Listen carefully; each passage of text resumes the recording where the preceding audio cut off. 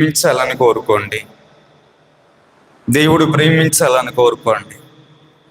ఎందుకంటే 1000 మంది లేదంటే ప్రపంచమంతా నీ మీద అసూయపడినా దేవుడు ఒక్కడు నిన్ను ప్రేమించాడు అనుకోండి, ఆ ప్రపంచమంతా నీ మీద అసూయపడినా దాని ప్రభావం నీ మీద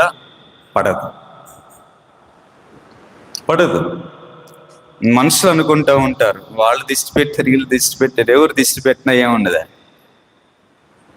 వాళ్ళు నా కళ్ళు చూశారు, వీళ్ళు నా కళ్ళు చూశారు, వాళ్ళ దిష్టి తగిలి ఎవరి దిష్టి ఏంటి? రాహేలు లేయా పిల్లల కంటే అదే పనిగా అంకలు చూస్తుంది. ఇప్పుడు ఆమె దిష్టి తగిలిన పిల్లల్ని కనుక్కుంటూ ఉండిపోయిందా? ఆమె కంటానే ఉంది, కంటందే పేర్లు పెట్టుకుంటుంది. ఎవరు? నా పేరా? ఆపలే. అదే నేను అంటాను, ప్రపంచమంతా నీ వైపు చూసి అసూయపడినా దేవుడు ఒక్కడు నిన్ను ప్రేమించాడు అనుకో, నీకేం కాదు, నీకు అంతా మేలు జరుగుద్ది. ప్రపంచమంతా ఏకంగా నీకు వ్యతిరేకంగా